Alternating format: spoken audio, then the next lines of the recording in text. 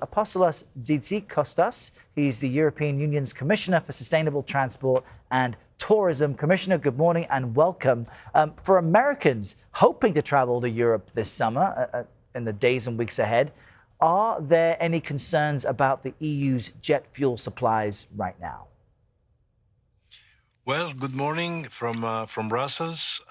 Look, some of the headlines in the past suggested that Europe was 6 weeks away from running out of jet fuel. And of course, it's now proved that it was not the case.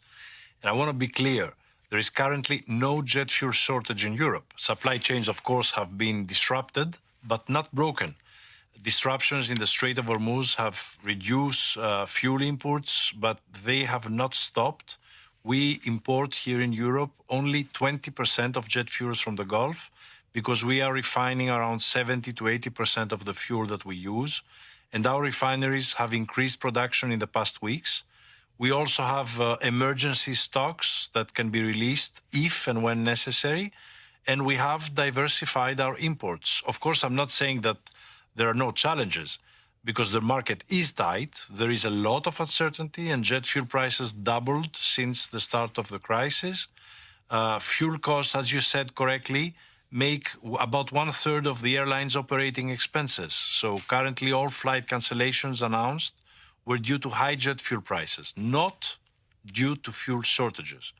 And fuel price volatility indeed remains a foreseeable part of airline operations. The European Commission considers that cancellations that are caused by high fuel prices are not considered as extraordinary circumstances. So in case that we have last-minute cancellations, airlines remain obliged here in Europe to assist the passengers and to reimburse them and to reroute them. That considering the crisis is not as bad as it may have appeared 6 weeks ago, you're still talking about pressures and increased jet fuel costs. The Strait of Hormuz remains closed. The war continues. So have some European carriers expressed concern about what they're experiencing now and what's to come? Yes, indeed. We are monitoring the situation very closely. The situation, as I told you, is tight. There is no question about that. But at this point, there is no issue of shortages of jet fuel. The problem is in the prices. And of course, in the past days, the past weeks, we've seen some decline in the prices of jet fuels, which is good. But of course, what we need and what we want to see is the fastest possible to put an end to this war, to the reopening of the Strait of Hormuz, so that we can return to the normal situation we were before the war.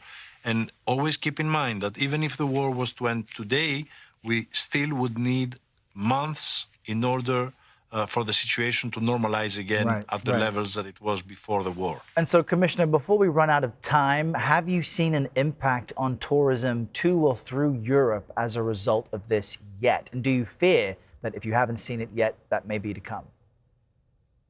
Well, Aaron, Europe remains open, remains safe and incredibly attractive for travelers from around the world. In uncertain times, you know very well that people look for safety, they look for stability, they look for value. And Europe offers all three. Europeans are still traveling. I expect no change there as we approach the peak summer season. Demand overall, you should know, remains resilient. And we even have recorded a small increase in travelers' numbers in Europe. So we may see fewer visitors from the Middle East, yes, and it's unfortunate, but strong demand for travel within Europe will more than compensate this loss. And at the same time, with the Middle East destination attracting fewer tourists, I expect travelers to look for a similar experience in Europe instead, in Southern Europe, for example. Interesting. Well, we appreciate you connecting with us and giving us an update on this front. An open invite for you to return any time. Commissioner Apostolos Tzitzikostas. Thank you very much.